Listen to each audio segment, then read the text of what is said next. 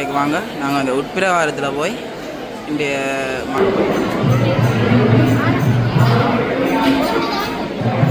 இந்த திங்களில் வந்து அதிகாலையிலிருந்து நள்ளிரவு வரைக்கும் ஏராளமான பொங்கல்கள் இங்கே பதிவு செய்யறதுலேயே அந்த மாட்டின் தலை பண்டித்தலையாக மாறினர். மாறினர்.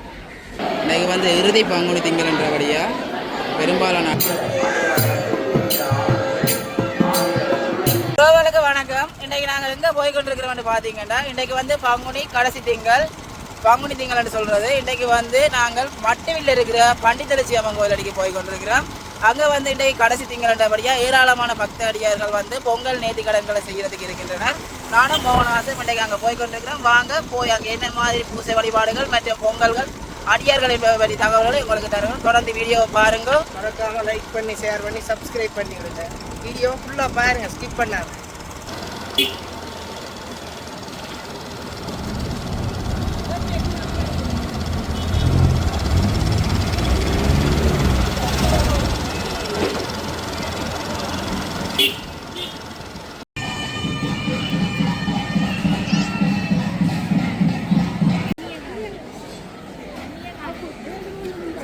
பங்குனி இறுதி திங்களன்றதால இங்கே வந்து மக்கள் வெள்ளம் அதிகரித்து காணப்படுது.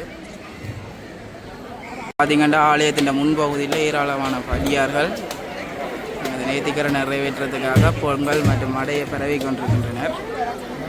ஏற்கனவே தெரியும் இந்த ஆலயம் வந்து பாலஸ்தாபனம் பண்ணி வச்சிருக்கு. இன்றைக்கு வாங்க நாங்கள் அந்த உட்பிரகாரத்தில் போய் இன்றைய மக்கள் அடியார்கள் எண்ணிக்கையையும் மற்றும் அம்பாளின் பூசைகளையும் பார்ப்போம்.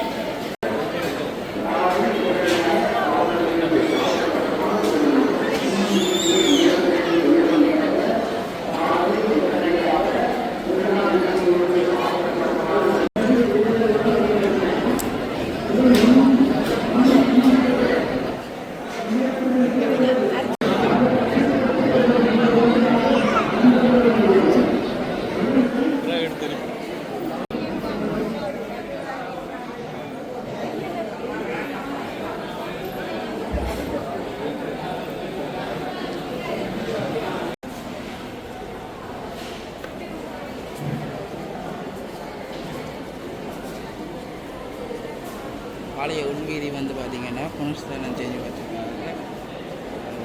சுவாமிகள் அனைத்தும் முன்னோக்கி இருக்கிற ஒரு அறையில் எடுக்க வைக்கப்பட்டிருக்குது.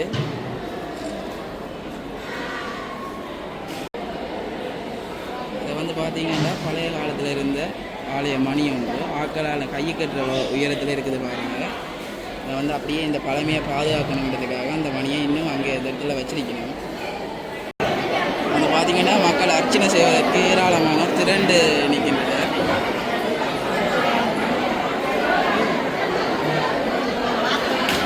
இன்றைக்கு வந்து இறுதி பங்குனி திங்கள் என்றபடியாக பெரும்பாலான அடியவர்களை காணக்கூடியதாக இருக்குது.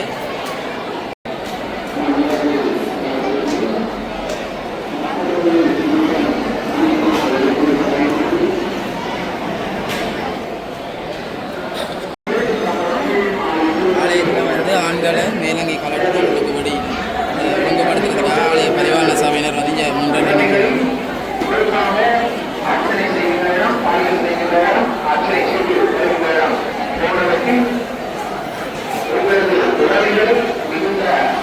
பார்த்தீங்கன்னா நேர்த்திக்கடனுக்கு பொங்கப்பட்ட பொங்கல் வந்து அம்மனுக்கு மடை பெறுவதற்காக ஒழுக்கப்பட்ட இடம் உண்டு. இந்த இடத்துல மக்கள் தங்கள் பொங்கலை படைத்து அம்மனை வழிபடுகின்றனர். பார்த்தீங்கன்னா தெரியும்.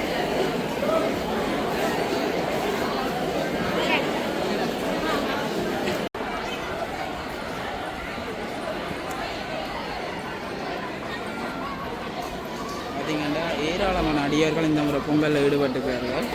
இறுதி பங்குனி திங்கள்ன்றபடியாக ஒரு 1000 பேர் வருவீனமே. எப்படியும் ஒரு 1000-1500 பொங்கல் வந்து இன்றைக்கு பதிவு செய்யப்படும் நினைக்கிறேன். சரியா வருங்க. வணக்கம் அம்மா. நீங்கள் வந்து இந்த கோயிலில் எத்தனை வருஷமாக பொங்கலில் ஈடுபட்டு கொண்டிருக்கீங்க? அம்மா பொங்குறவா. நான் இப்போ கல்யாணம் முடித்தா போல 30 வருஷத்துக்கு மேலே நீங்கள் பொங்கல் ஈடுபட்டு. அப்படி இந்த அம்மன் புதுமை வந்து உங்களை இந்த பொங்கலில் அப்படியே தொடர்ச்சியாக ஈடுபடுத்தி கொண்டு இருக்கு. இப்போ 2-3 வருஷம் பொங்கு. திருப்பி இந்த வருஷம் அதை பொங்கல் வந்துருக்கு. இந்த வருஷம் பொங்கல் வந்திருக்கிறேன். நான் இயலாதண்டி இருந்தேன். அம்மாளாஜி தன் கருணையால் உங்களை இந்த பொங்கலுக்கு அழைச்சிக்கணும் வந்துருக்கு. பெரும் மகத்தானது. இன்றைக்கு இந்திய அடியார்கள் எண்ணிக்கை நீங்கள் என்ன நினைக்கிறீங்க? இறுதி பங்குனி திங்கள் பெருமளவான அடியார்கள் இந்த முறை வந்திருக்கிறார். சரி, நன்றி.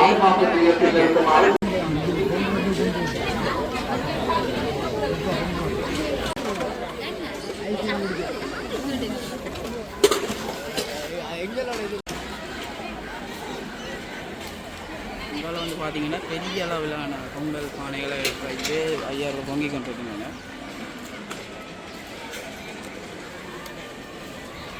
அது பார்த்தீங்கன்னா ஆலயத்தின் வடக்கு பிரகார வீதியில் வந்து ஏராளமான மக்கள் ஐயர்கள் வந்து பொங்கல் வழிபாடுகளை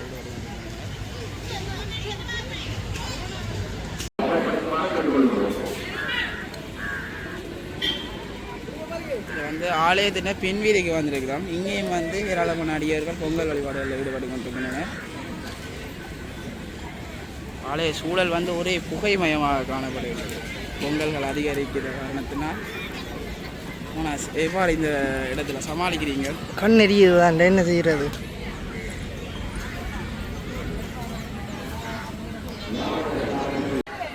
இங்கே வந்து பார்த்தீங்கன்னா பொங்கல் தவிர மோதகம், அவல், கடலை, வடை போன்ற நிவேதியங்களும் படைத்து கொண்டிருக்கணும். நம்மளை வந்து அதிகளவான அடியார் என்ற வழியால் ஆலயத்தின் சுற்றுப்புற சூழல் அனைத்திலும் இந்த பொங்கல் பானைகள் மற்றும் நிவேதனங்களை காணக்கூடியதாக இருக்குது. வந்து பார்த்தீங்கன்னா எல்லா இடத்துலையும் அடியார்கள் பொங்கல் வழிபாடுகளில் ஈடுபடுகின்றன. நீங்கள் எத்தனை வருஷமாக இந்த கோயிலுக்கு வந்து கொண்டிருக்கீங்க? நான் 16 வயதுல இருந்து நான் வந்தோம். உங்களுக்கு 16 வயதுண்டா? இப்போ உங்களுக்கு அப்படி ஒரு 50-60 வயசுமா இந்த கோயிலுக்கு வந்து கொண்டிருக்கிறீங்க? 76 வயது. 76 வயதுண்டா? இவ்வளோ காலமாக இந்த கோயிலில் நீங்கள் வந்து கொண்டிருக்கீங்க. இந்த கோயிலை பற்றி உங்களுக்கு தெரிஞ்ச புதுமைகள்? கோயில் புதுமையால் என்று சொன்னால், இந்த கோயிலில் வந்து ஒருவன் மாட்டை வெட்டி அதை கொடுத்து கொண்டிருக்க அதை பிடிக்கிறதுக்கு பொலிசு வந்தார். அந்த வந்த நேரத்திலே அந்த மாட்டின் தலை பண்டித்தலையாக மாறினர். அதனால்தான் பண்டித்தலைச்சி அம்மன் என்று பேர் வந்ததுக்கு காரணமாக ஒரு வரலாறு பண்டித்தலைச்சி மட்டிவில் பண்டித்தலைச்சி.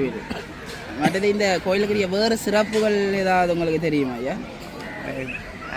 சிறப்பு என்று சொன்னால், பங்குனி மாதத்திலே இந்த கோயிலைத்தான் எல்லாரும் தேடி வருவாங்க.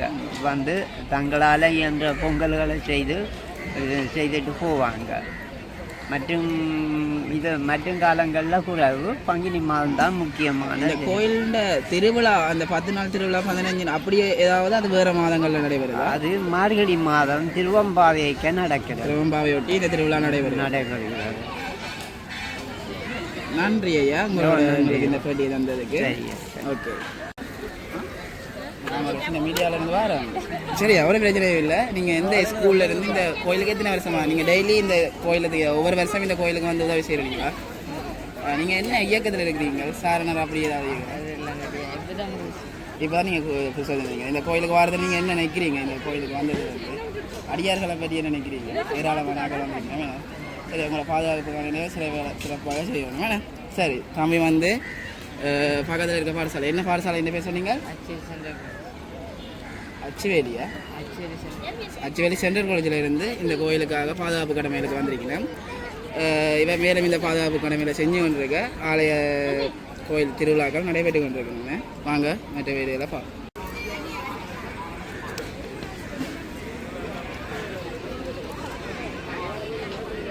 வெக்கையான காலநிலையை தணிக்கிறதுக்காக ஆலய பரிபாலன சபையினர் ஆலய வளாகத்தை குளிர்மைப்படுத்தி கொண்டிருக்கலாம். வாசல்களில் தண்ணி அடித்து கொண்டு பார்த்திங்கன்னா ஆலயத்தின் 3ஆம் வீதிக்கு அருகில் இருக்கிற ஒரு புறச்சூழல். இங்கேயும் வந்து பார்த்திங்கன்னா ஏராளமான அடியவர்கள் வந்து பொங்கல் வழிபாடில் ஈடுபட்டு கொண்டிருக்கலாம். இன்றைக்கு இறுதி திங்களண்டபடியாக இங்கே ஏராளமான பொங்கலங்களால் காணக்கூடியதாக இருக்குது. இங்கே வந்து மோதகம், வடை என்பதெல்லாம் இங்கே நிவேதித்து கொண்டிருக்கணும். பார்த்தீங்கன்னா அதில் மோதகம் வைக்கிற வராங்க. ஆலயத்தின் பின்புறம் உள்ள பிரதான வீதிக்கு நாங்கள் வந்திருக்கிறோம். இங்கேயும் வந்து பார்த்தீங்கன்னா ஏராளமான அடியார்கள் பொங்கல் வழிபாடுகளில் ஈடுபடுவாங்க. வந்து பங்குனி இறுதி திங்களண்டபடியாக இப்போ மட்டும் இல்லை, இந்த திங்களில் வந்து அதிகாலையிலிருந்து நள்ளிரவு வரைக்கும் ஏராளமான பொங்கல்கள் இங்கே பதிவு செய்யப்படும். 10 அடிகாலரும்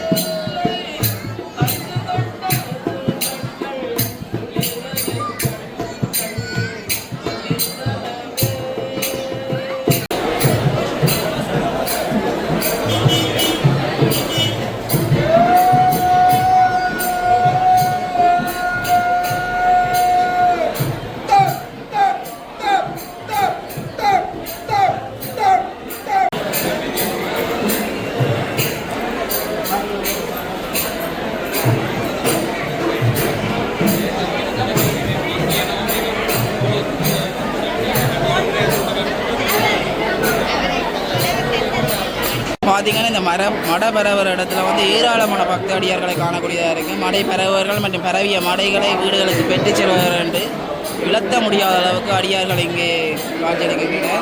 பார்த்தீங்கன்னா தெரியும், மடை பரவடத்திலிருந்து அந்த பொங்கல்களின் சூடு வந்து அப்படி ஆவியாக மேலே கிளம்பி கொண்டிருக்கிறது பாருங்கள். இங்கே வந்து இந்த மடை பறவைகள் வந்து இந்த அச்சடை கூப்பன்களை பெற்றுத்தான் மடை பரவுகின்றனர்.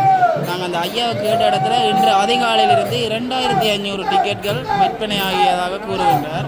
அப்படி இன்றைக்கு உங்களுக்கு தெரியும் எவ்வளவான மடை இங்கே பரவப்பட்டு எவ்வளவான அடியார்கள் இங்கே வந்திருக்கிறார்கள் என்று உங்களுக்கு விற்கப்பட்ட கூப்பன்களின் அடிப்படையில் எங்களை வழங்கிக் கொள்ளப்படுகிறது.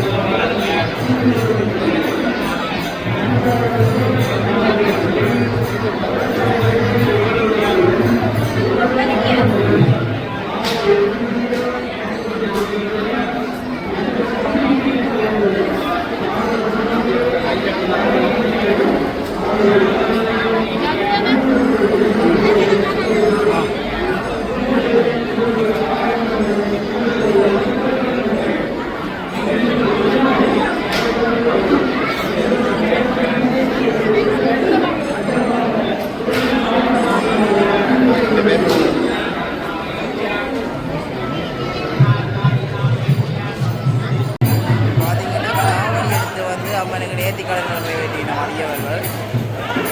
இதுவரைக்கும் எங்களுக்கு ஒரு 3 காவடி எடுப்பு நிகழ்வு வந்து இந்த அம்மன் கோயிலில் நடந்திருக்குது. இதை வந்து என்னென்னு சொல்கிறது மோனாஸ், பறவை காவடின்னு சொல்கிறது என்ன?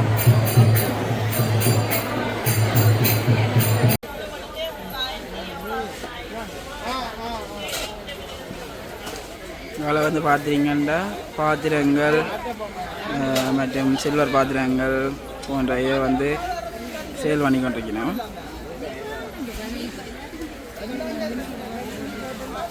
வந்து கோயிலில் இருக்கிற மக்களை விட இந்த கடை தொகுதிகளில் நடமாடுற மக்கள் எண்ணிக்கை தான் எனக்கு அதிகமாக இருக்குது. சிறார்கள் எண்ணிக்கை மிக கூடவாக இருக்குது. இங்கே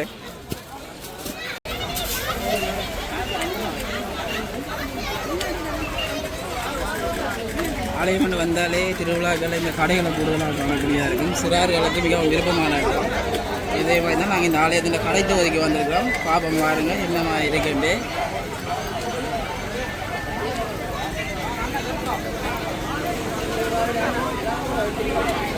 அங்கே ஒன்றும் செய்ய